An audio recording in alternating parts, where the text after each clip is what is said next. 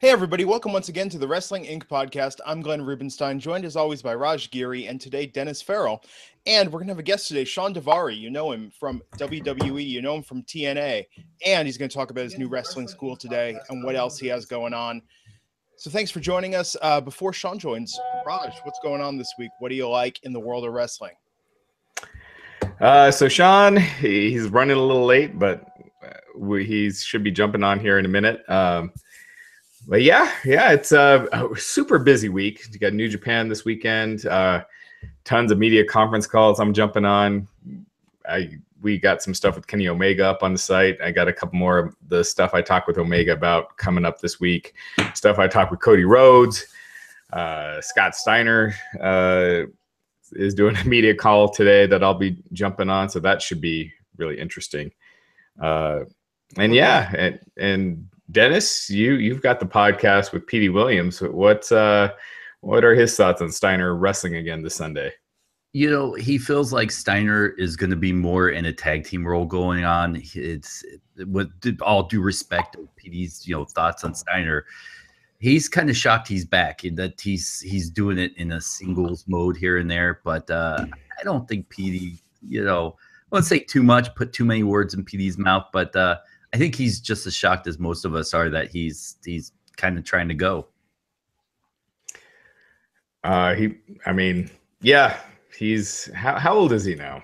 942. 942 years old. He's 54 years old. Still jacked as hell, which is kind of scary. But so it's for non-WWE weeks, this is gigantic. It's really busy. And perhaps all that news overshadowed by the huge confirmation, the rumors are true, Jinder Mahal will be defending his championship in a Punjabi Prison match at Battleground against Randy Orton. So what's the difference between a Punjabi Prison match and I already forget the other ones. I know one was Undertaker and Big Show. That got changed the day of the event. It was supposed to be Undertaker and Great Khali, it's just pinfall or submission, right? No, you got to escape the cell inside the cell. There are two layers, yes. Yeah. Oh. And it's steel. What do they say? Steel reinforced bamboo. That's the thing. It's amazing to me. I mean, on so many levels that this is what they're really hyping as the highlight of Battleground. This is going to be the big match. Yeah. They got the one Indian gimmick, so they gotta jump on it. Yeah. But let me ask you guys this real quick. Do we make fun of the Punjabi Prison match because the Great Khali couldn't really wrestle and you associate those two too closely together? Or if it was a thing before the Great Khali and he didn't really introduce it and he wasn't so closely tied to it, would it have been kind of a cool, like, oh yeah, that's kind of cool. Like we all remember the 3-layered steel cage from Let's Get Ready to Rumble, and then WCW actually introduced it, and it was kind of an okay thing. Could this actually be a redeeming quality for this Punjabi Prison match if this comes out to be quite entertaining? I'm sure it'll be a good match. I'm sure it'll be fine. I think it's just sort of funny. And I mean, we were talking about it last week when it was a rumor. It just seems like the laziest thing they could be doing with Jinder Mahal, and to have him pick a match. Hey, there's our guest. There's Shawn. Can you see me? I'm totally naked right now. I'm trying to find an appropriate place to get dressed. Don't drop too low. I know. I'm trying to switch the picture. I'm the big one. There we go. I can see that. Yeah. I was actually thinking about putting you guys just like in front of like one of my 8x10s and just having like look at that while I get dressed. Hey, whatever you need to do. That man. works. Thanks for joining us, Shawn. We were just discussing. I was just telling Raj, like, have you seen the episode of Seinfeld where Kramer's like making food in the shower? Like he makes salad for everybody in the shower. Yeah. Like I've either become as crazy as Kramer, or all along Kramer's been a genius, and it's changed my life getting this waterproof phone. I just work in the shower. Hey, whatever works. We're just keep the phone up high. Hey, Mr. Ken Anderson, how you doing, man? Good. How are you? Good. Oh, here comes the underwear. All right. So, while Shawn's covering his ass, how you doing, man? I'm good. Sorry I'm late. Oh, no problem. So we'll start with you, Ken. What's been going on? Are we on the air? Yeah, we're on the air. Yeah. Yeah, we're live, buddy. Oh, can we do that again? Not much. I just had a fantastic weekend of.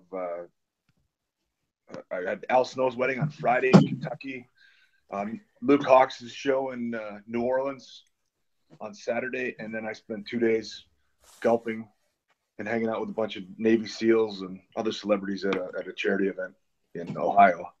And now we're getting ready to fire up this third class of students. Yeah, so that starts next month? Is that right? This Friday. No, this Friday. This Friday.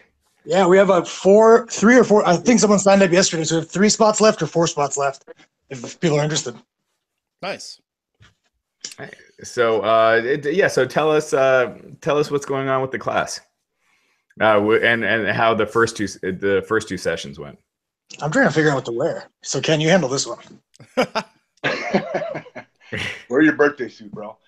That's what I had on earlier. They said it wasn't TV appropriate or live. By the way, podcast is a crazy misrepresentation of what we're doing. By the way, It is a bit of a misnomer, yes. Yeah. So the thing about our training is that we cover all aspects of professional wrestling. For some reason, all wrestling schools seem to focus on is the in-ring stuff. You know, guys taking bumps. And Daivari and I both realized we made our money in the business through the art of the promo and that kind of stuff. So we really focus on that just much as we focus on the in-ring stuff. 16 weeks of training, and it's 3 nights a week. 2 nights are physical, and then 1 night we spend just dissecting film, cutting promos, working on character development.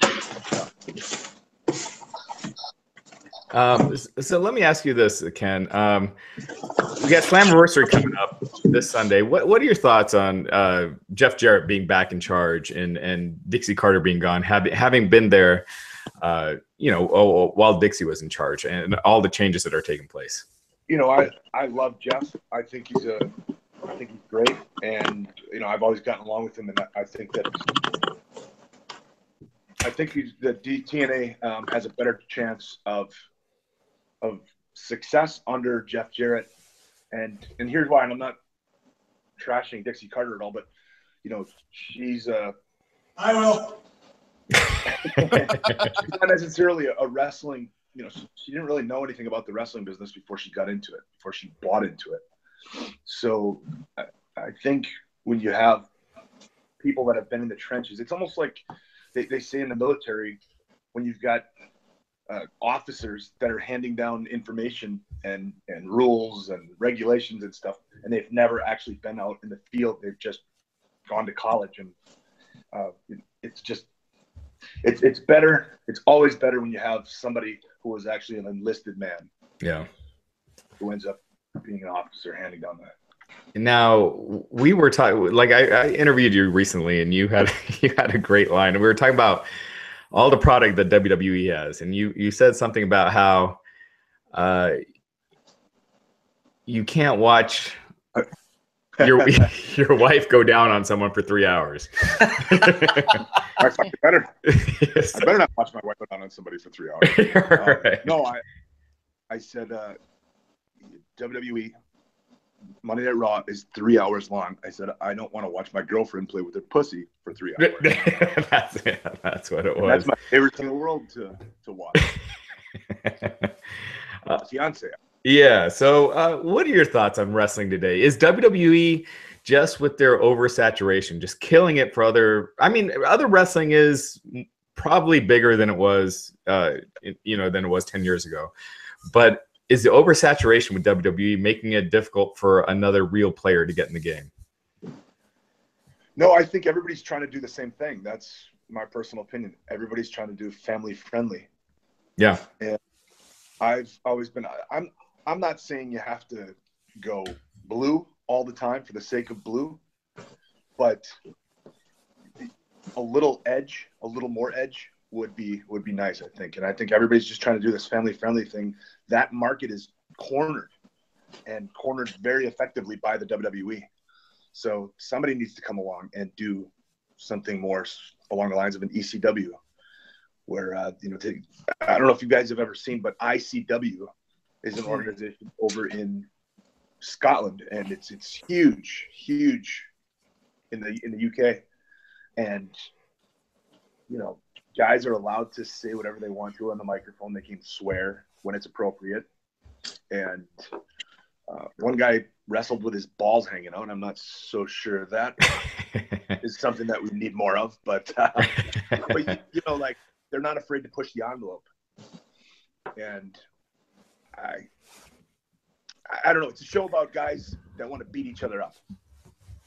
I've been in some fights in my life, and I've never experienced a fight where there weren't a few curse words slung around. Yeah. You know what I mean?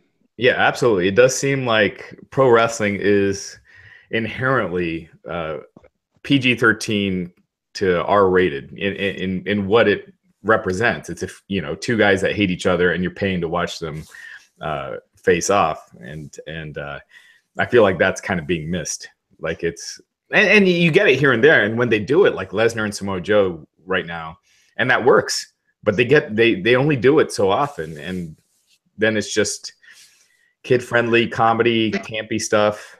And I'm not saying that stuff has to go away entirely. The beautiful thing about wrestling is that it's different flavors throughout the show, and you should be able to find something in that 3 hours that entertains you. Yeah. And I don't think that everything needs to be adult-oriented, but some things should be able to go that way. Speaking of family-friendly, Shawn, are your pants on yet, man? Yeah, I just dropped a goddamn watch pin. I can't fucking find it. I'm looking at the goddamn thing. Hey, this is a family show, bro. It was. I think that went out the window about 10 minutes ago. Like, I'm using my phone to talk to you guys, but I need the flashlight on my phone to find this fucking watch pin. So we had so Matt Morgan does our post Monday Night Raw podcast with you guys. I know he's a big fan of your school and a big fan of you guys. Matt somehow became one of my closest friends in wrestling. I really don't know how it happened. I know we met at OVW, but like, I don't know how we became buddies, but we've been super tight. He's like one of my actual friends that I stay in touch with regardless of pro wrestling all the time. So wait a second. It took you that long to put on a t-shirt and shorts? No, I have a really bad ADD. I'm answering mail. I'm trying to change a watch band. I can't find the pin for it. He's multitasking. He's actually doing about 10 things right now. I'm literally looking for a watch pin under my fucking. What do you call this thing? We're actually watching. It's lovely that you're taking us on that journey with you. I'm using the light on my camera. Okay, is it an iWatch watch band? Let's man, give it the program. I'm no neo-Nazi. I got my own Android shit. Oh geez, that's unfortunate. It was awesome. I got a MacBook the other day, and Ken was like, "Oh, look who's got a Mac!" And then I turned around, had Windows on it. Buy a Mac just to run Parallels on or whatever that's called. Yeah. Wow, man, the OS is garbage. It's so convoluted. So Shawn, let me ask you. Your brother Arya is doing great, and I think he's but what are your thoughts on 205 Live and how it's being presented right now? It's actually kind of, I was listening to what you guys were saying earlier, like they're not making it very diverse, the whole program. When Ken said it should be, a little bit of this, a little bit of that, it's really not. It's 3 hours of the same thing. If it was 3 hours, if it was like Saturday Night Live, I go watch Saturday Night Live, it's 2 hours. But it's not all slapstick, it's not all political comedy, it's different shit. Raw is all the same, and now 205 Live, which the Cruiserweight thing they did that summer, that tournament was different, but now it's just another brand. It's exactly the same, so I don't know what makes it special. Yeah, it's like, how are you going to get people to watch another hour when it's kind of they don't let the Cruiserweights go all out. So the wrestling style is kind of the same as what you already see on Raw and SmackDown. I tell Ari all the time, it's exactly what they did with ECW, where it's like selling a bill of false goods. If they just said, "Hey, here's our new brand," it would have been fine. But they said, "Hey, here's that Cruiserweight shit that you guys loved this summer," and then they don't give them any of that. People have more resentment towards it. They're like, "You told us this is a Cruiserweight show. It's not. It's just another group of WWE superstars." And same with ECW. I remember it was like when the ECW came back on Sci-Fi, all they seen as a WWE produced product was those 2 one-night stands, and they're fucking amazing. And then the first show came out, it was like Sandman came out and beat up a jobber in a fucking zombie outfit. I was like, what the fuck? Yeah, Like, yeah. if they called it anything but ECW, it would have been fine. But the fact that they promoted it as ECW, the ECW fans were really upset. Same with all the people that fell in love with that Cruiserweight tournament. They tune in this, they go, this is nothing like that awesome. Like, if you put that on the network, it seems like it's a completely different product. Yeah, I agree. That tournament was one of the best things I'd seen like them produce in years. It seemed like a King of the Ring type thing. They don't do that shit anymore. No, when they did the tournament, I was like, hey, you know, they might be onto something here. Like, you know, if they keep this going. This is what happens with big companies. By the idea man, by the time the idea man's idea gets to the execution guy, it doesn't even look like it was what it once was. I wish they would let guys just sink or swim on their own accord a little more too. You know, the British guys did that. So me and Ken put on that on Fridays. We do tape review in our school, and we put on those British guys that had the NXT show. Yeah, and that's exactly what happened. They just said, "You guys got 20 minutes. Like, you don't work here. You're not WWE superstars. You just go do your thing." And they first time in a sold out Allstate Arena, which is an amazing building, in front of a crowd that big and the biggest platform. And those motherfuckers like stole the show, and they didn't get nervous. They just went out there and they did their thing. They didn't do what somebody else told them to do or what they thought they wanted to see. They said, well, WWE fans like this and the office wants this. They just went and did their thing, and it was amazing. That was a total swim scenario. Right. That was a Michael Phelps swim scenario. Yeah. And Ken, you were kind of there at the end when WWE kind of switched from the R-rated to PG. Like, you were there at the end of the more organic, you know, era, I guess. When you were there, how much were your promos scripted, and how much was that you? When I first got there, they would just give me bullet points and let me go out there and do my own thing. Sometimes they wouldn't even, they just say, you got, you know, here's how long you have, fill it with as much promo as you want. And Vince would say, hey, don't worry about being a good guy or a bad guy. Just go out there and be you and go over with the people. And so I did that for several months, and then suddenly, you know, they started reeling me back in. They thought that and I probably was too. I took things a little too far. I remember doing like the little bit with, I had the little thing going on with Tony Chimmel where we were going back and forth all the time. And I did a thing from, you've seen Full Metal Jacket where the guy, the drill sergeant, finds the jelly donut in his footlocker and, you know, gives him a hard time. I did a little spot with Tony where I opened up his jacket and I found a jelly donut in there. And I mean, you know, I went through that whole thing, and I came back and Vince was like, that was just ridiculous. Too much. You stepped over the line, pal. And that, from that point on, it was like, okay, then it was, we don't want you to be funny at all. We don't want you to be entertaining. And here's what you need to say, and you need to say it exactly. And I really struggled for a couple of years with doing promos there, man. I just couldn't figure out what he wanted from me. It was like he said, hey, all that stuff that got you here, stop doing that. Stop doing that shit. And it was really a struggle. Jeez. And then with TNA, they were like, we understand the frustration that you were going through over at WWE with your promos. Here you go. Go ahead. And they would just give me bullet points again. It was awesome. Shawn, you got a big promo on your face right now. This is way better on the freaking computer on the phone. I'm gonna listen to you guys. I'm playing with this thing. And Shawn, when you were there, did they script the promos at all, or was it only once? I mean, yeah, they always had stuff out. So I had a completely different experience than most people because, like, you know, once in a while they'll have like a, you know, Muhammad Hassan or Nathan Jones or somebody where, like, before they even show up, the company's like, this is the guy we're running with. So like when my first day there, I thought it was like everybody's first day. I thought you just show up and you're figured in. So literally, like the first few promos we did, like Stephanie would just come over and sit with me and Mark, and she'd have her laptop open, be like Microsoft Word or something, and we'd just start talking, and she'd write something out amongst the three of us, and she'd be like, maybe it should be like this. No, I don't like that. Yeah, I like that. She'd hammer out. She'd go, okay, I'll go show Vince and see what he says. And that's how I got approved. So because I kind of started in that way, that's kind of just the way it remained, except for one time when Dave Lagana got fired. They brought in this new writer for Smack. It was literally, the guy just got hired like a week ago. He was like, just only worked in actual television. So he's used his actors reading verbatim when he writes. He came and worked like 2 weeks, and then Lagana got fired. And because he was like the next guy there, he just moved up the totem pole and became the head writer of SmackDown. And like, didn't know what the fuck he was doing, was way underqualified. Not underqualified. He just he'd been on the job 2 weeks. It's very difficult business to wrap your brain around, you know? And then he gave me these like scripted promos, and he had me like, they're long, I'm dumb as shit, I can't remember lines, and I can't act, so I can't even feel anything that's not my vernacular, you know? Anyways, and then the thing that got me saved from there, I did like 3 shitty promos in a row, and Roddy Piper came, we did a Piper's Pit, and he just wouldn't do a script, and this guy's going, oh my God, what are we gonna do? He doesn't know what to do. I'm just like, I got this, please, like I'm begging you. And then me and Roddy just went out and did whatever we did. And we came back and like, oh, that was great. Oh my God, why haven't you been doing that every week? I was like, you motherfucker, we all can do this. Like, what was it like working? Who was he? You remember that guy? Who was that guy that just like, literally, so Dave Lagana, same thing happened to him, but he'd been with the company for like a year. So he had a year of training. What was his name? Alex Greenfield? Yes, yeah. And so Lagana's been with the company for a year. He's a great guy. They fired Paul Heyman, and he gets Heyman's job. So this guy like literally did that exact same thing, but he'd been on the job for like 2 weeks. Yeah. Do you think Alex Greenfield's fucking awesome, by the way?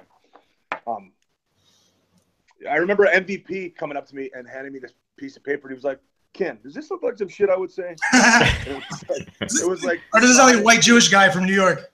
Does this sound like a black fella from Miami or a white Jewish guy from New York to you? MVP is a very well-spoken man, and they were, you know, it was like Ebonics and. Yo, man, that shit was whack, Mark Henry.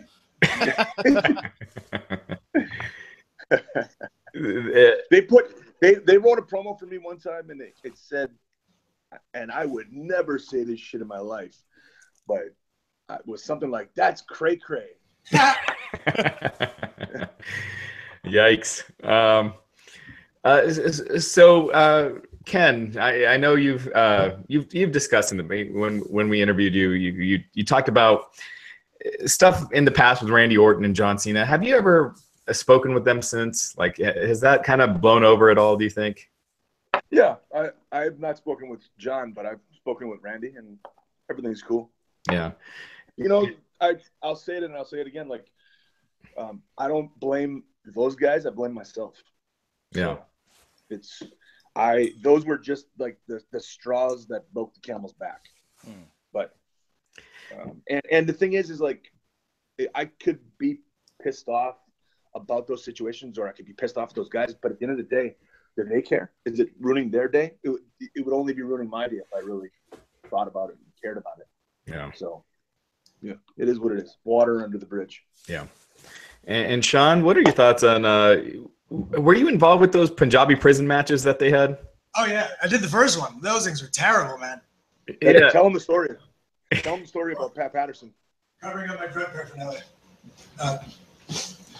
So when we did this thing, like, we never done one before, and we didn't even know what the thing was. Like, they were building it as we promoted the match. It was like a Dusty Rhodes thing, you know, like he came up with the thing that we didn't have, and then they're like, oh yeah, we used to do it all the time. We'd make up like boot camp matches, then we'd promote it and advertise, and then we'd have it. So they advertise this thing. We don't know what it is.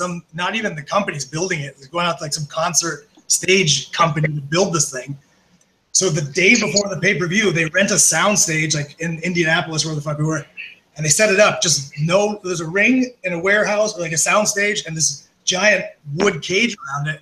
We go up to touch the thing, it is solid steel, like not even like steel cage steel, but it's like solid metal that you could like hang 10,000 pounds from, and it wouldn't even move. It was like thicker, like galvanized pipe, like this thick around, like you'd probably move like natural gas under the ground through. And then some painter faux painted bamboo texture on it. So you can't work with the thing. The cage is like, you know, a regular cage that like Hogan used to wrestle on, was like or the blue bars. Yeah, the blue ones. This thing is like 2 feet by 2 feet. So literally, like me and Taker could go through the holes and just escape the thing because it's so big. And then anyway, so we don't know what we're doing, and like we're just like, I guess we'll throw him in the cage and this, and then Pat's walking around. I gotta like act it out. Pat's not saying shit. He's just kind of walking around, doing this and looking at this and going this way and this way. We're like, you know, we don't know what the fuck we're gonna do. And then Pat comes up and is like, why don't maybe, because there's a little cage with 4 doors, and there's a big Hell in a Cell sized cage outside of it. And he goes, what if the doors open once and then they shut every 60 seconds. And once it's shut, they don't reopen. And that way we could create a false finish by Taker could get out, but when the last one opens, you throw him back in, the door shuts, he's locked in there, they can escape, and then Taker gets out over the top. I was like, this motherfucker's just making up rules to create false finishes. This is amazing. I knew he was smart, but just seeing that process like right in front of me, I was like, man, I would never have the wherewithal to create that scenario. Now that was the one that ugly blank canvas. What's that? It was like an ugly blank canvas. Right, and Kali, that was the one that Kali was pulled from, right? The day of. Oh yeah, that whole thing was a clusterfuck too because we didn't get our hepatitis results back. The whole pay-per-view got fucked. So what happened there? We did a hepatitis blood test because we did it whatever, and they didn't get the results back by Sunday. So anybody who had blood given that didn't get the results back yet, just for safety's sake, they just said you can't work. And it was like, I think you were one of them, right, Ken? Weren't you on it? No, I bled all over that motherfucker. Oh yeah. So that's right. So it was like Bobby Lashley or someone couldn't every match was fucked up because every match had a talent that didn't get the results and they all came back negative, but they just didn't have it yet. So literally on Monday, they got all the results, everybody's clean. Like, great, we just fucked up the whole pay-per-view for nothing. Don't they have those I'm guessing it's hepatitis C, right? That's the blood one? Whatever it is, they said yeah, we'll get you the results and we got SmackDown on Tuesday and then by Sunday they didn't. I'm sure it's just a lab fucked up. Yeah, because somebody didn't get it done in time. Yeah, because I thought they had rapid tests for some of that stuff, but for HIV, the HIV, I just did it this last week because I had to get a license to wrestle in Louisiana, and I had to get an HIV and a Hep C test. The HIV test, they can tell you within 20 minutes. They do a little cheek swab. Yeah, but the Hep C actually has to get sent out to a lab, and it takes about 7 days to get your results back. Wow. And Ken, I want to ask you, since you won Money in the Bank before, did you get to watch the women's Money in the Bank matches? I did not. Yeah. No, I was traveling. That was really good. Was it? I heard, mixed results. Obviously, I heard mixed reviews. People were pissed off that there was a guy that actually went up and got the briefcase, right? Yeah. Something like that. It wasn't. The heel girl won by her manager. Fuck. So Ken, bro, don't get off. So when you won, how did you find out that day, or did you find out well in advance? And did it seem like there were plans? Because one of the writers, Kevin Eck, recently wrote an article about how Vince does not really care about who wins Money in the Bank. It's just a fly of the seat decision, and there's not really plans a lot of times for the people that win it. Yeah, so we went to Orlando. No, I'm sorry, it was Detroit.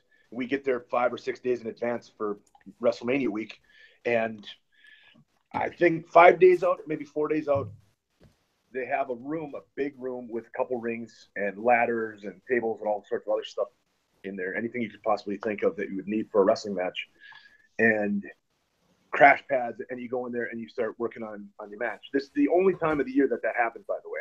Normally matches are done on the day, or sometimes they're done in the ring as they're going on, but this is WrestleMania. They want to make sure that everything's sweet, so you go and you meet 5 days in advance and you start planning stuff out and thinking about some really great false finishes and swerves. So we were at, I think we had been there in about 2 or 3 days, and I think Edge was going to win it. They were still talking about Edge winning it. And then 3 days out from the pay-per-view, they switched it and went my way. And it was still, I knew it was possible that right before our music hit, they could have said, no, we're going to go with CM Punk, or, it was just, I did know 3 days in advance, but as in, it's just a fact in wrestling that things can happen or things can change on the fly, and they often do. So I always how'd that happen? Was that Academy? Oh, Academy Hangouts? We lost you there for a second. Somebody tried calling me, damn it. And I believe I want to get back to playing with this. Half of what you see and none of what you hear in the wrestling business. Because people are always going to tell you, too, this goes back to, when we were doing independence and stuff, hey, we're getting TV. We're going to get a TV deal. Every independent promoter out there always talks about their TV deal that's coming up. Yeah. Why? They don't even know why they want it. Like, you have live events coming to a town that you could use as a commercial. If not, why the fuck do you on TV? Unless you have a TV deal that they're paying you, like Spike TV was, paying TNA. But like, what the fuck's the point of it? People lose what they're doing all the time. Myself included. I'm barely doing a podcast right now. and so Ken, did they say like the plan is for you to win the world title, you know, down the road or at such and such date, or was it just kind of like?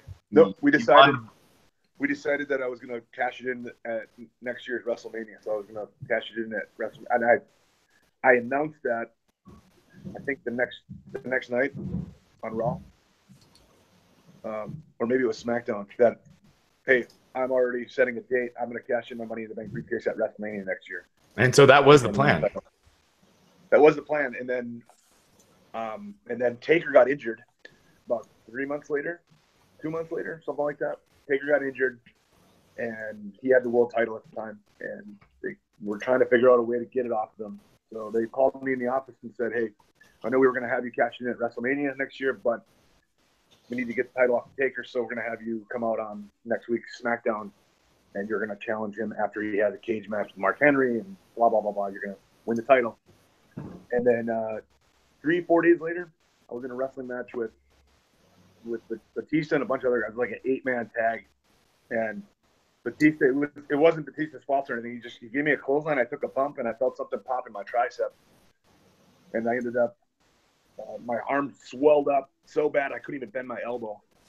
I ended up going to see a doctor, take an MRI in Erie, Pennsylvania. The next day, Stephanie called me and said, Ken, you tore your triceps off the bone. You're going to have surgery, and you're going to be out for 7 to 8 months. But unfortunately, we still need to get that title off the Taker.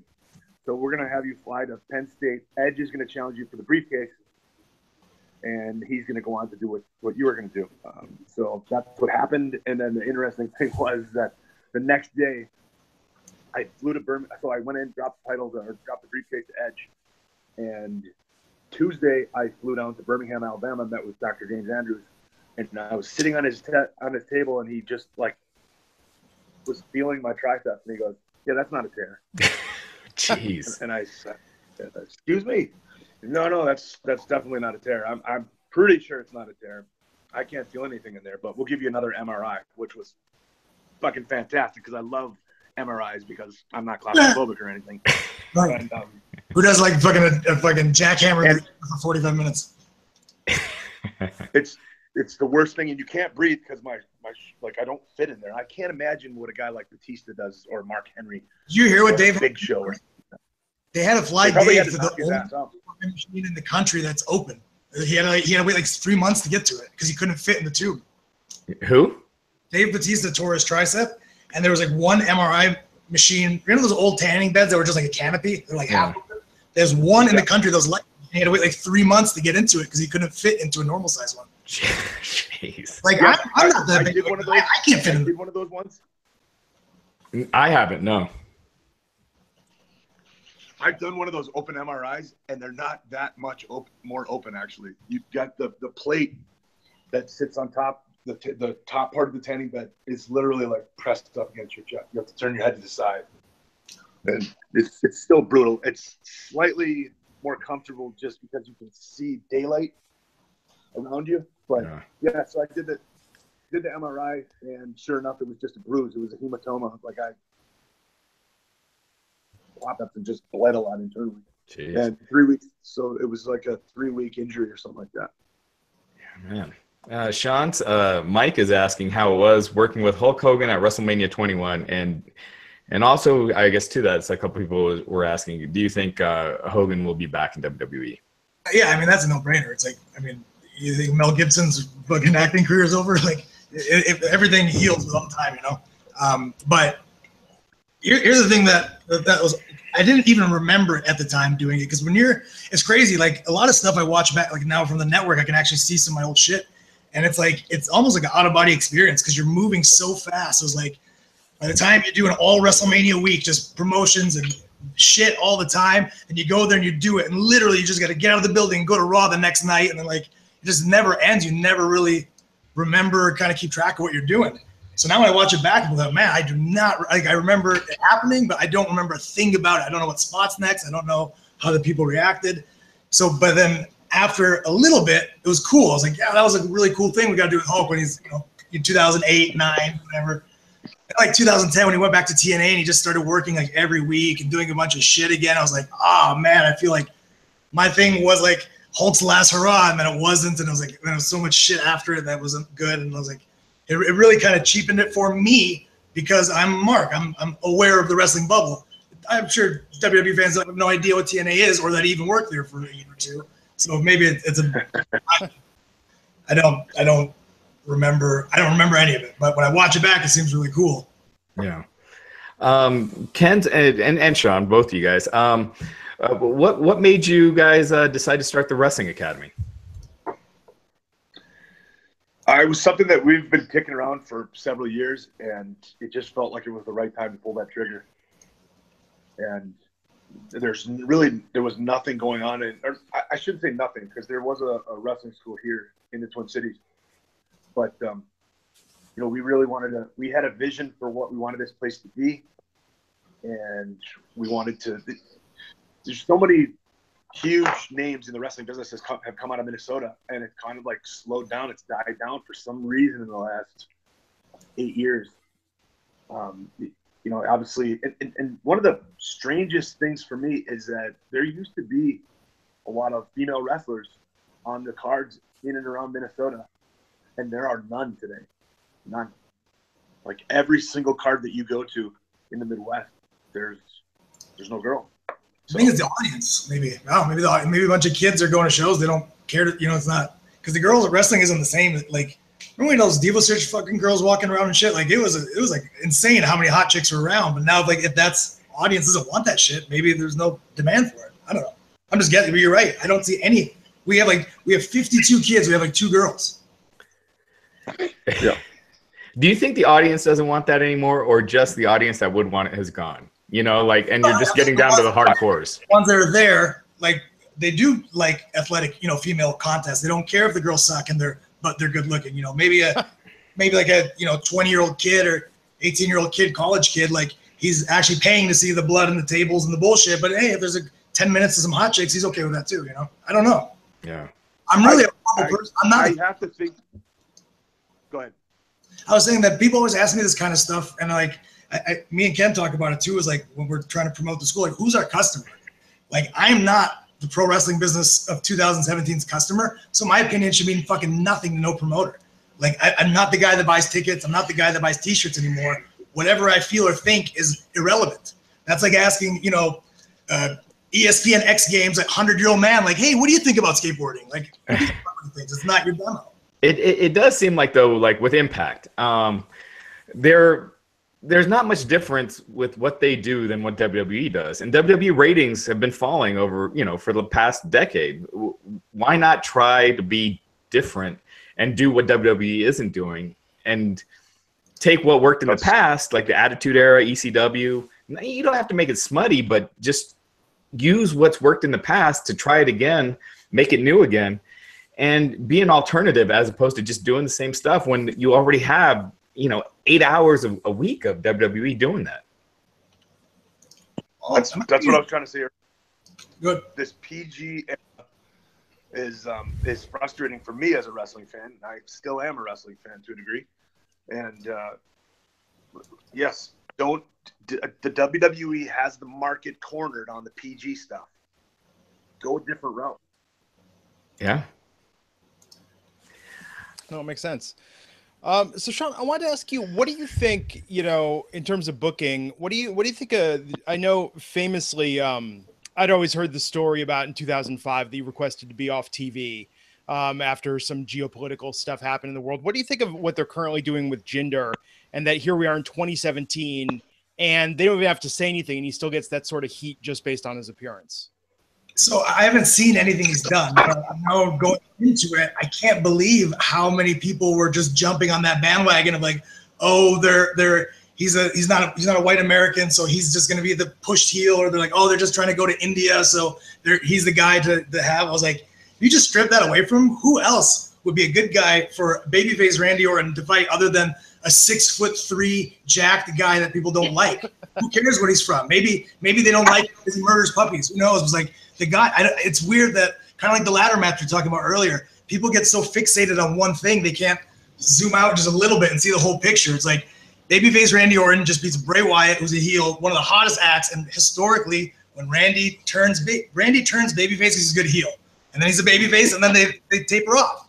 So who can he work with as the champion coming out of WrestleMania? And he can't keep the belt because babyfaces chase titles. They don't carry titles unless you're an anomaly like Steve Austin or Hulk Hogan. Like, he's the perfect guy for the job. Who else could do it? You can't put him with AJ. They'll cheer AJ. You can't put him with Shinsuke. You know, he hasn't started yet. Like, who could they put him with? Nobody. He's the perfect guy. And they're like, oh, he's Indian. That's why they picked him. Oh, he's this generation's Muhammad Hassan. They're like, fuck. He's jacked. He's talented. Like, what else do you want?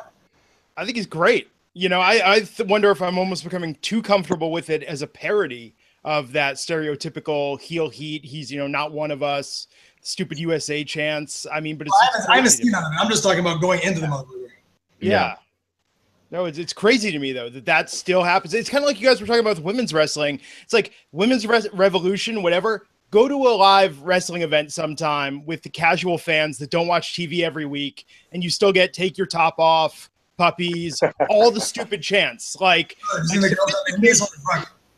sophistication is not hit the C markets and the live events. They call it tertiary markets, the third market. Yeah. It still boggles my mind that we get the USA chant when we're, and that the British wrestlers are always the villains. And it's like, Great Britain is our fucking greatest ally in the world. They're our best friend. But there was in wrestling, they're always the bad guys. Yeah. When Nick, what's his name, Magnus came to TNA, he was just like a gladiator type thing, and he came in. And he had this. He was on this. Remember American Gladiators? He was the British version of that. Yeah. Right. He just kept him in his kind of gladiator get up, and they're like, oh yeah, we have TV over here, so they'll recognize you or whatever. And then he comes in, and then fucking, I remember just me and him were just chit-chatting, and Dutch Mantel just lifts him up and down and goes, how the hell anyone gonna know you British?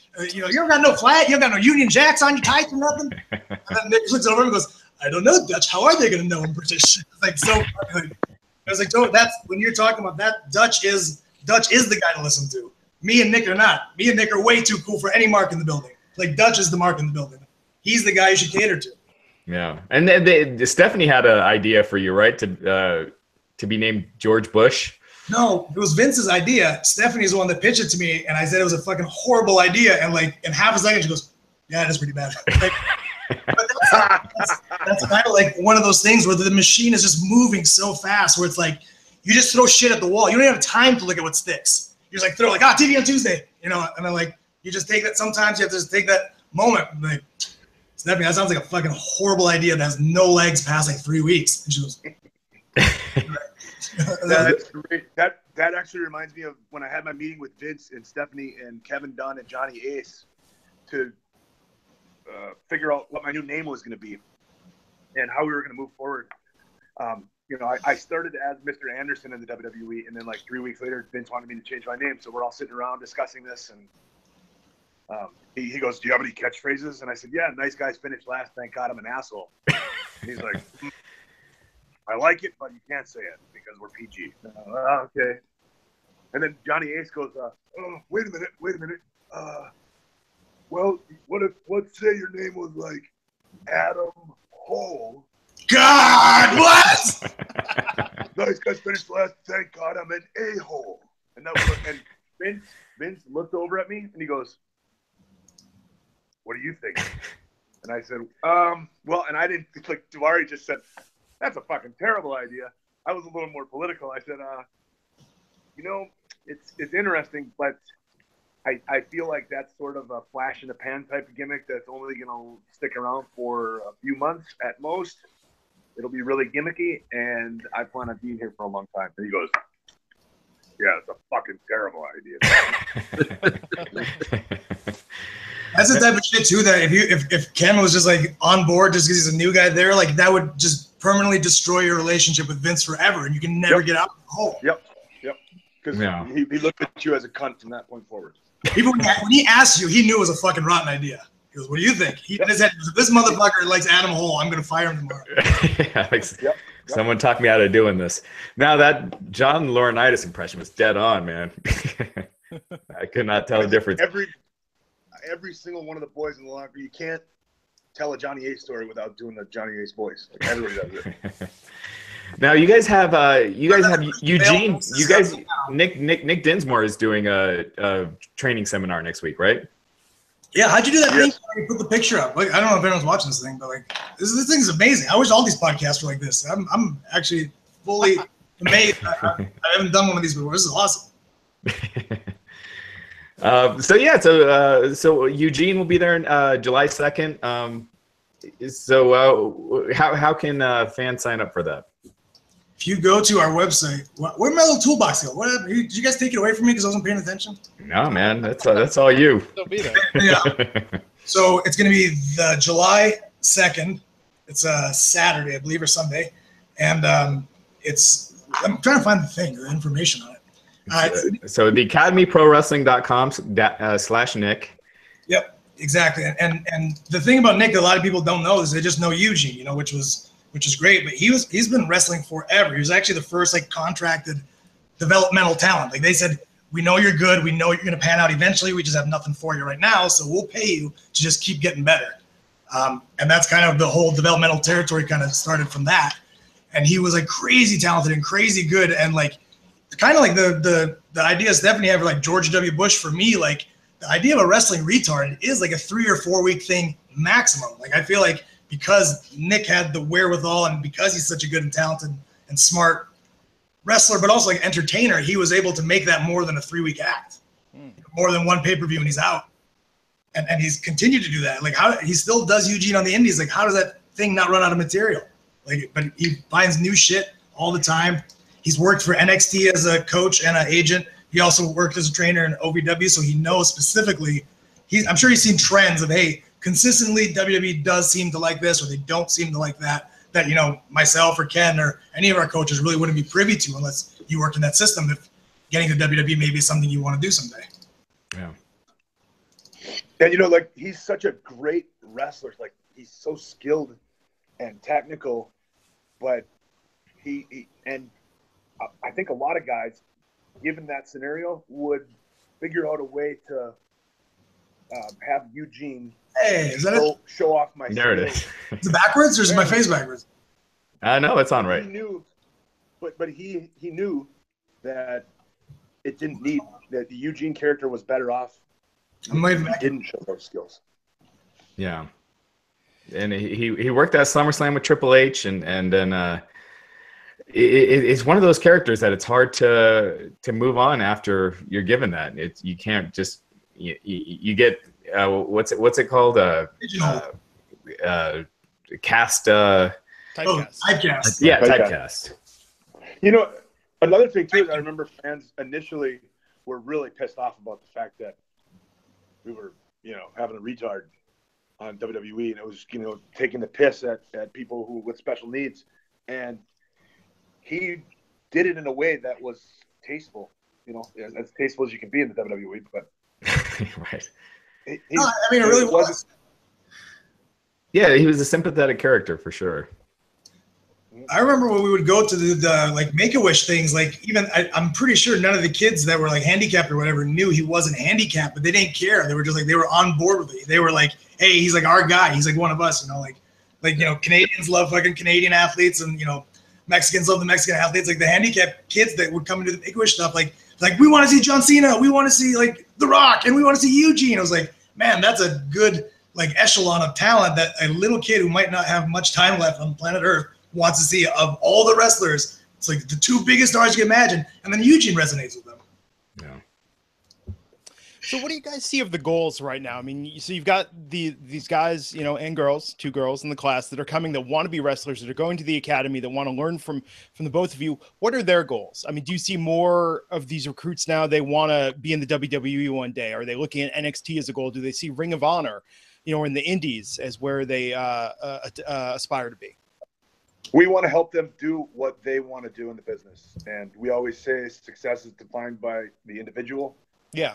And we've got a guy who is 42 years old and not very athletic, knows that, but he comes and he tries every week. And it was something that he just said, look, I wanted to do this my whole life. I'm not getting any younger. I'm going to do this. I have no, delusions of grandeur that I'm going to make it to the WWE someday, but I want to do it and I want to be a part of the business.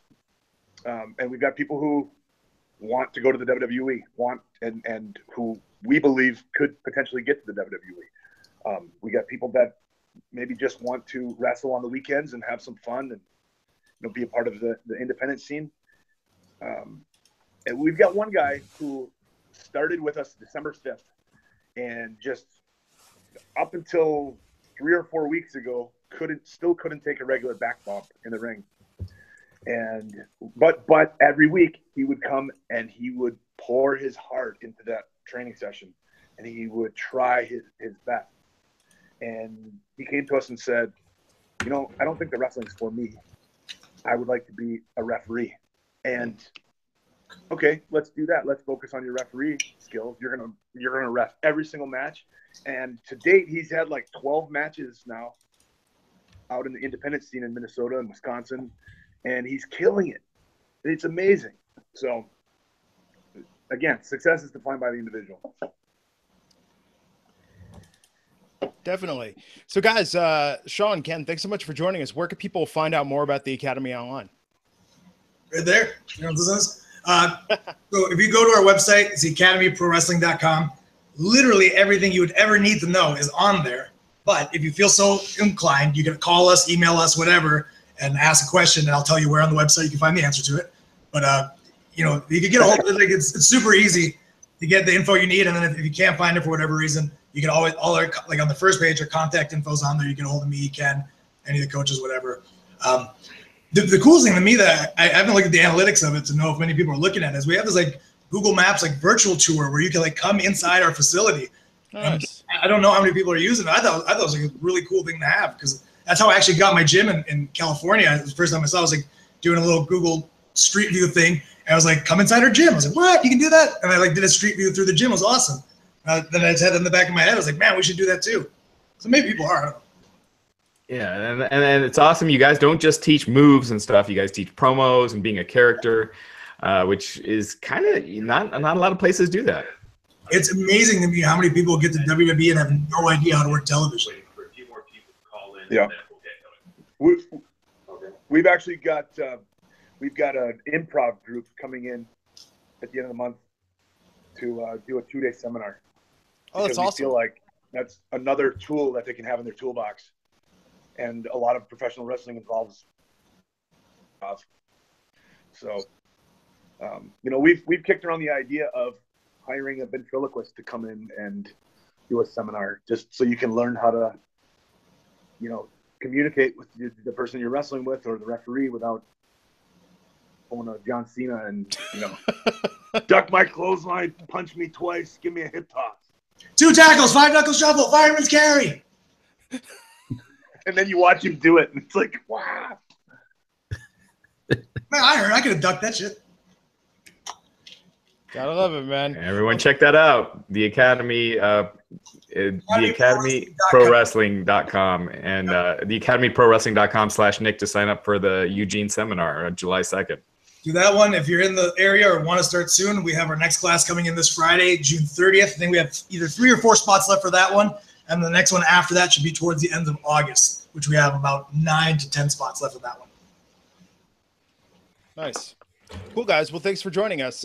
So, Raj, you're going to hop off as well right now? Yeah, I got to hop off. Talk about SmackDown a little bit? Yeah. All right. Thanks again, guys. Yep. See you guys. Take care. The pleasure was all yours.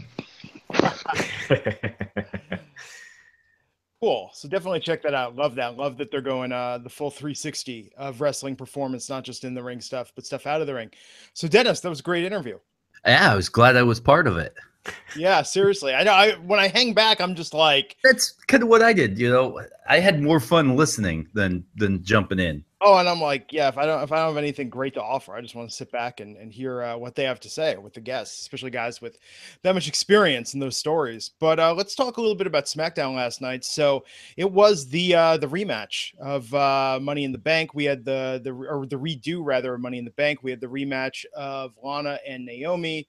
We had the segment with the Hype Bros. I don't think we need to go, deep into everything. We can really touch on the high points, but specifically, what did you make of last night? And let's start with talking about the Hype Bros versus the Usos. So the Hype Bros are back, only to get just destroyed by the Usos in short order. They are very good at doing that to wrestlers. The Hype Bros come back. And I kind of sat around thinking, all right, when is somebody going to turn on somebody? And it just had that feel, never happened. I was sad to see it go down like that, since this is the land of opportunity and these guys never really lost their chance at the tag team titles. And now they're forced to have to, try to regain it. I thought it was okay. The aftermath with New Day didn't really impress me much. They're like, we're spitting hot fire. I'm like, hey, guys, this is kind of lame at best. If they ended it kind of with some trash talking and let the Usos have the last word and move on out, I'd have been all right. I think that segment went on 3 minutes too long. Although Big E doing a little tribute to Booker T in the infamous promo from. He's not dead yet. Well, he doesn't need a tribute. It was something I didn't even catch it at first because you kind of like half pay attention, and then later in the night I saw everyone talking about it. I was like, oh my god, I can't believe he did that. Crazy week, especially in light of what happened Monday. So go back and watch that, people. Draw your own connection about what he was doing an homage to there. But yeah, so they're gonna have a rap battle next week on what is perhaps going to be the lowest watched SmackDown of the year. They're just busting it out. What a shame, because this really had a pay-per-view feel to it. Even at the very opening with the hype package and the voiceover, I really felt like I was tuning into a 2-hour pay-per-view. Oh, absolutely. Last night, I said to the wife when she got home, I said, here's the thing. I cook a lot during wrestling, during Raw, like barbecue now, during SmackDown, I'll make a meal. I was like, tonight, we're ordering in. I want to sit down and watch this because we've got these big matches coming up. Yes, this absolutely felt like it was going to be a SmackDown pay-per-view last night. And I think that it did not meet those expectations. There were some high points, but there was just some puzzling stuff. And the Hype Bros just like nothing, being blown off by the Usos, and then going to that promo teasing a rap battle. That was the first sort of questionable beat of the night of, maybe I'm not going to get the SmackDown experience I was expecting. There were a few of them. I'll say this. After a couple lame installments, I was really glad to see, Fandango and Breeze come back strong with this promo. This was a very the Fashion Files. Yeah, it was great. Yeah, it was a very good promo. I was entertained.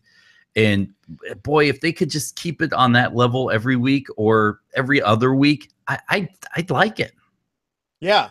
And they're getting the Ascension in on the comedy, which is good. Maybe this will get the Ascension over a little bit more. God knows they've been.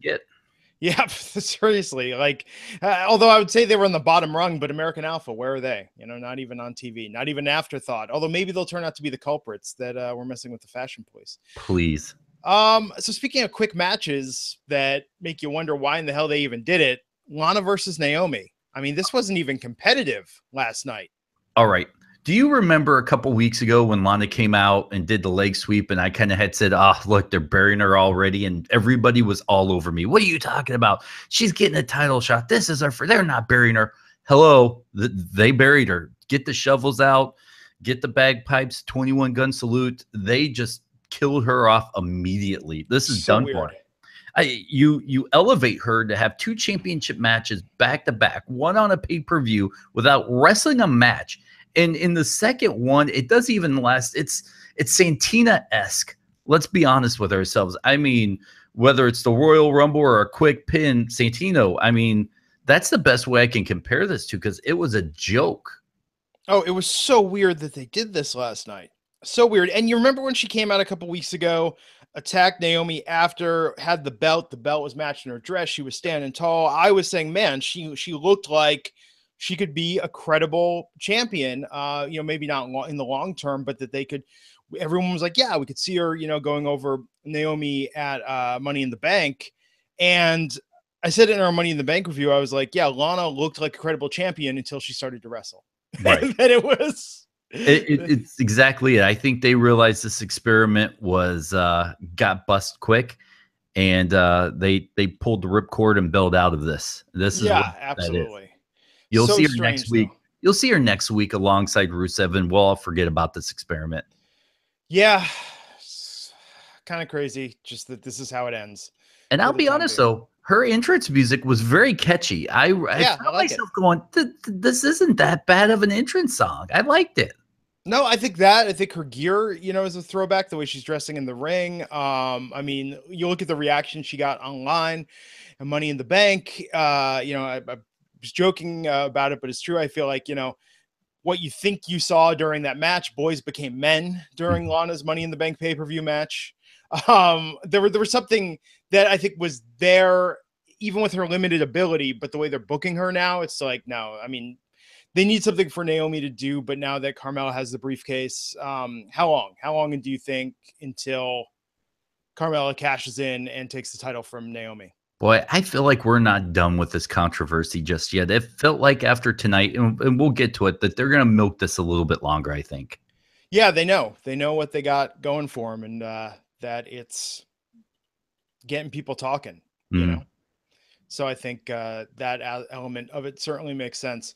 Okay, so Naomi won quickly in short order over Lana, and after that, by the way, we talked about it longer than that match went. Seriously. So Jinder, Randy face off. Randy was out there shooing Aiden English. Aiden English, perhaps the only person booked worse than Lana last night, is more of an afterthought.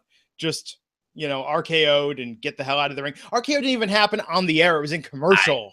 They came back, and all of a sudden, it's like he's sitting there. I'm like, what happened? And Aiden really looked like if Chris Jericho and Elias Sampson had a baby, that's what Aiden English would have looked like last night. He had the scarf. He's playing music. All right. It was a good segue into what we were getting with the Randy Orton thing. You're right. Yeah. So Randy Orton comes out, calls out Jinder Mahal. Jinder comes out, and we got all the pieces set in place for a Punjabi prison match. Yeah, we talked about this at the top of the show. If you were, not there, you can always go back and listen to what we were talking about. It is what it is. You're trying. Yeah, it is. It really is. You're trying to play up the otherness. Yeah, the ethnicity here. You're really trying to play it up. And I think we all had that moment when Daniel Bryan's like, "Hey, we're gonna let the Jinder pick the match."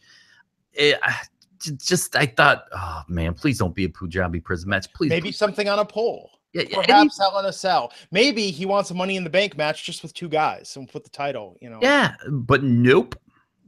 Punjabi prison. Yeah, not even a beloved throwback, as it were. Nothing. I mean, it was just like, hey, we're having another one of these, and it's like, wasn't the last like one or two or how many ever they had like 5-star matches? Not. Well, why dig this up? Is it like Sony and Spider-Man, where you have to have a Spider-Man movie every so many years for Sony to be able to keep the rights to them? Perhaps. If they don't use the prison cell every 10 years. Yeah, Impact's going to take it, man. There's going to be Punjabi prison matches in every indie promotion all over the world. In the WWE, they'll have let their trademark lapse on a match that barely anyone remembers and no one has an affinity for. This is, to me, just as exciting as the ambulance match with Braun Strowman. I think the ambulance match is far more exciting. I mean, was that not this time? It has the tie-in to that great backstage beatdown that we got with Strowman and Reigns. So I'm looking forward to the ambulance match. It's absolutely silly, but I dig it. So yeah, Punjabi prison, people, it's happening at Battleground, the last pay-per-view before SummerSlam. Yippee. Backstage, a little face off with Kevin Owens and AJ Styles, setting up the next week 4th of July Battle Royale, or Battle Royal, as it were. I always want to say Battle Royale, like the movie. I'm with you. I'm okay with that. Yeah, Battle Royal and the winner faces Owens at Battleground. So AJ's winning this, right? Unless John Cena comes back. I mean, John Cena will be there. Yeah, I don't know what John Cena's involvement will be, or if he'll be on both brands or one brand, or if he's SmackDown. But boy, once again, I still feel like going after a U.S. championship. And Petey Williams and I have an argument. He says the championship is what that wrestler makes of it. To me, it still feels like a third or fourth tier championship, just as good as a television title. And I'm not even sure why AJ Styles is just banging around with these guys right now. I'd rather see him in a non-title feud to keep him busy and excite me than go after the United States Championship. It's an afterthought championship to me. What, the championship held by such esteemed luminaries as Kalisto? Lex Luger? Yeah, Ryback? Yeah. It's got a rich heritage. That's right. No, I feel you. I absolutely get it, man. Okay, so last night was in some ways the night of burying half the card, or half the roster. So continuing the burying streak, if not bad enough, what they did to Lana, to Aiden English. What about the Canellises, the Canelli, with Mike and Maria getting interrupted by Sami Zayn? Not exactly someone they treat like John Cena on the roster. Given how they book Sami Zayn, having Sami Zayn interrupt your promo. Gosh, man, I wasn't excited when they came out and did this angle to begin with. It felt too brother lovey to me, and that's not so bad, but they didn't pull it off. I like that Sami Zayn came out, interrupted them. I like seeing them get angry, but nothing happened. It was just like they got angry and stomped off, and then Sami Zayn got his butt kicked, and everybody lost at the end.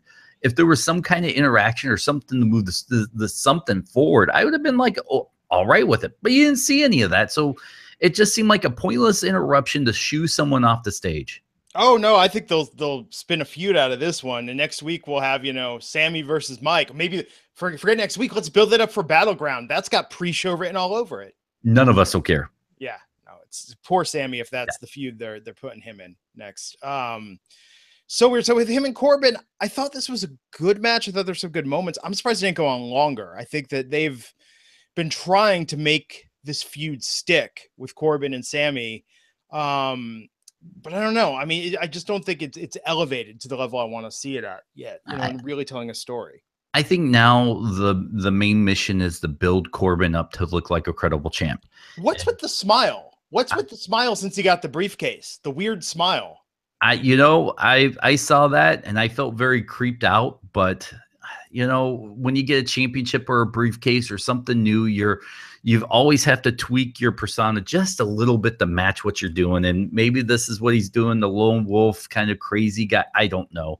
But, now the buildup comes. Now the guys that he hung in there, maybe lost a couple matches to, he'll start to bury them. Watch. Yeah. Baron Corbin, people. It's happening whether you like it or not. Okay, so the Money in the Bank ladder rematch. Charlotte Flair versus Carmella versus Italia versus Tamina Snuka versus Becky Lynch. So Carmella, as predicted, won again. Little fake out, little swerve there, like, oh, James Ellsworth banned from the building. What's he doing there? Like he was going to do the same thing all over again. Becky Lynch got her comeuppance on him. What did you think of this match, how it compared to the original and this in the main event spot? I liked it. I thought this lived up to it, if not exceeded it. It was great. And I didn't hate the way the original one ended. I thought it was clever. The first ever quotes, because there's going to be 100 more. Nobody's ever going to really remember the first ever. So they did something different, and I liked it. Now, when you talk about these other ladder matches and interference, you can throw this in here, and it was a first on the first. I liked it. I liked the fact that Carmella won it again, because now it doesn't cheapen what she did the first time. Oh, she had to. She had to win it again. And yeah, this doesn't change their plans for her. No, and I thought it was great. I was okay with it. The only bad thing about it was Tamina's, the Snuka jump off the top rope? Very weak and awkward. And that's nitpicking. I thought that match up and down was better than the first match. They seemed more comfortable. They were taking some more chances. They had more time. Yes, it was. Congratulations, guys. It was a great one. I enjoyed it. Yeah, I love that Tamina being trapped under the ladder and doing the bench press and tipping That was it over. great. There were some great spots. I mean, it was fantastic. I'm curious what they do with Carmella from here. I see her as the transition for how they're going to get the belt back. They're going to get the SmackDown belt on Charlotte. I have a feeling Carmella will take it off Naomi, and then, Yeah. you know, before we know it, Charlotte's going to be the SmackDown champion, and then God help us all, because if it's going to be like it was on Raw, it's strap in, folks. It's never ending. No. So yeah, it'll just keep bouncing back and forth. So it was good. Did you watch Talking Smack last night? I didn't. Oh my God, dude, you have to watch it. Kevin Owens stole the show. Did he? It was so good. The Usos came out. Daniel Bryan freestyle rapped. It was awkward yet kind of endearing. It was a great Talking Smack. Okay. Thank God Daniel Bryan's back on that show. I'm gonna go watch it. Yeah, it's been a while since he's been on, and they've been okay without him. Oh, it's terrible without him. Okay, I'm glad you were nicer than me. Yeah, absolutely. Absolutely a disappointment without Daniel Bryan on the show. Shane McMahon is, look, he's a likable guy. He's got a certain David Naughton quality that people can relate to. But yeah, it's just something about Daniel Bryan given 0 Fs that really takes Talking Smack to the next level. I agree. He was even trashing Great Balls of Fire last night as a name. Thank God someone. It's horrible. Have you noticed before we wrap this up? I know we're going extra long today because we had our guests, but I've noticed that since Money in the Bank, I have seen repeated the promo for Joe versus Lesnar. I have yet to see repeated on the network or in programming the promo where the superstars are singing the song lyrics. No, I you're right. I saw it once, maybe twice, and it was gone. And, you know, P.D. Williams and myself had a bet which would be the first superstar to say Great Balls of Fire on live TV. And finally, it was last week with Paul Heyman. Finally, the first time. Well, Paul was singing it this week. Yeah. So lots of stuff missing this week. People are pointing out no Ty Dillinger, no American Alpha, no Harper, no Rowan. You know, Shinsuke had like a teensy little backstage watching. Gave a little promo. But this is good, though. I like the fact, and people wished SmackDown would be 3 hours, and I get it. But do people wish SmackDown would be 3 hours? I hear a lot of, because I think they have more of a talented roster, and I would rather see Raw at 2 and SmackDown at 3. But this doesn't oversaturate us with the guys that we like. They can take a week or two off and then bring them back, and it still feels. I like the fact that they're stringing us along with the talent. They're not trying to fit everybody into 2 hours, and then we go, oh, yeah, we got Ty for 8 seconds. Yeah, Ty's been off, unless they give him the American Alpha treatment, which, you know, they've been known to do that before. But if, you know, they bring them back in the right situation, this time off is good. The American Alpha treatment sounds like the absolute worst thing to get at the day spa. I feel it too sometimes. Cool, man. So Talking Smack, highly recommend it for last night. All in all, a good SmackDown. Good week for wrestling. I know, you know, there was one segment Monday that people thought, we thought Raw could go off the rails before. We've now hit a new low for Raw going off the rails. I liked it from a sports broadcaster standpoint. There you go. Give you something more to talk about. So on that note, Dennis, plug the podcast. Tell people where they can find you online. Right here on WrestlingInc.com. You can also find the Wrestling Inc. iTunes and Stitcher feed. Please subscribe, rate 5 stars, leave a comment. If you have iTunes, it helps Wrestling Inc. in the algorithms. You can get the Monday reviews. You can get the SmackDown reviews. You can also get the Wrestling Perspective podcast with myself and P.D. Williams, who is a former TNA X Division champion. We're trying to take phone calls now, but wow, ballsy. It's kind of ballsy. So watch for his Twitter account, my Twitter account. Usually in the morning, we'll tweet out a phone number. And if you catch our Twitters and you get it, call in and be part of the podcast. We're not going to do it every week, but we want to get more fans involved. He is PD Williams, and I am Dennis77 Farrell, Farrell. Cool, man. So everyone, thanks for tuning in, and we'll be back here Monday night. Myself, Raj Giri, Mr. Matt Morgan. And until next time, folks, I'm Glenn Rubenstein. On behalf of myself, Dennis Farrell, our guest today, and Mr. Raj Giri, we'll see you next time on the Wrestling Inc. podcast. Take care.